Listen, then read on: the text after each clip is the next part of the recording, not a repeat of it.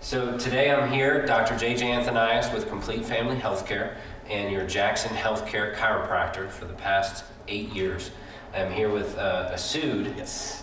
Your yoga and Tai Chi teacher, Yes. to explain to you how these amazing yoga classes and Tai Chi classes that he's doing for you guys is actually positively improving your spinal health and improving the possibility of any injuries and your physical performance and symmetry. Yes. So go ahead, we're going to start with downward dog pose today. Correct. Yes. So I wanted to demonstrate this pose. So for those who are going to be practicing in the class or any manner in which you're going to be implementing this pose, you want to start with from your hands and knees, curl the toes in, and really press into the hands and put more weight into the first 2 to 3 fingers, the thumb, index, and middle finger.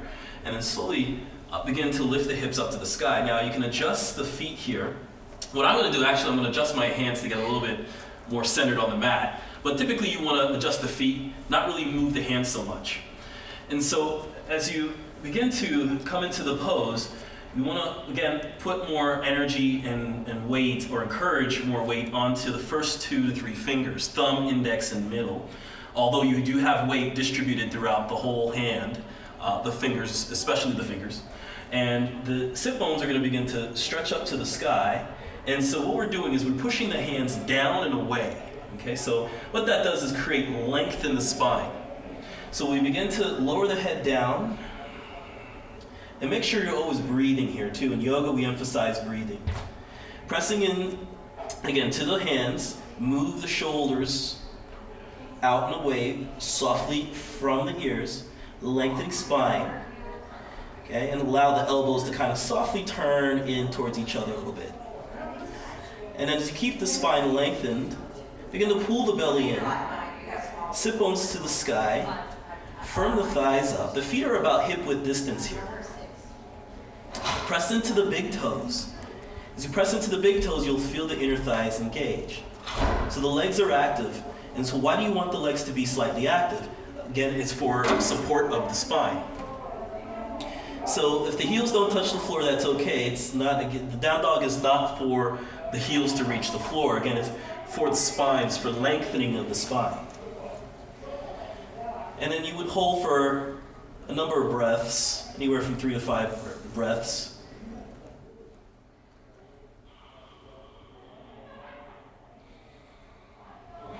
Don't let the spine arch in too much, and don't let the spine arch out too much. Try to find evenness here, which is something that yoga teaches us through mind-body awareness.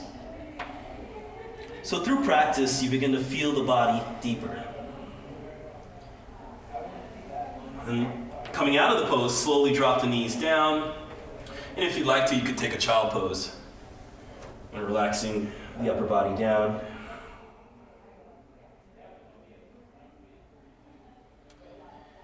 And after a few breaths in child pose, you can move on to the next pose. But I would like Dr. JJ to break down some more mechanics of the spine and benefits of what this pose is doing for the spine. Okay, so to further make this applicable to everybody here at Jackson Healthcare, I'm going to actually compare what you're doing. If you can get back into that pose at its peak. Sure. I'm going to show what that's doing compared to what everybody else is doing all day and how that's helping you. So I'm going to grab a chair right over here, and I'm going to put it right next to you as you're doing that pose. Right? Yes.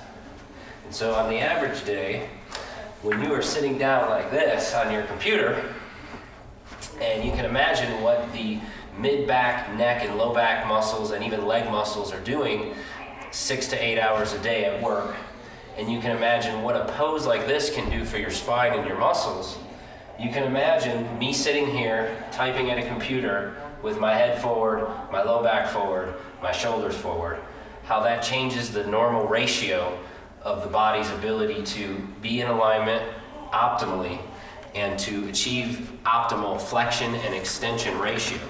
When I talk about flexion and extension ratio, I mean that according to the American Medical Association guidelines, The average person in perfect health should have a ratio of neck extension being stronger 40% than neck flexion.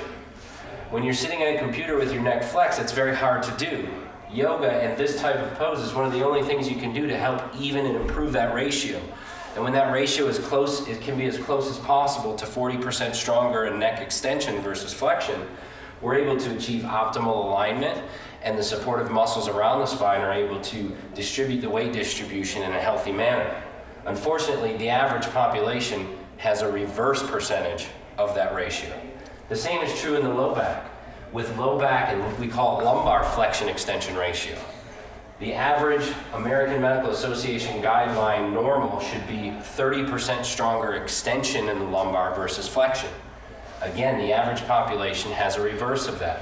Doing a pose such as this is one of the only ways that we're able to help improve that ratio.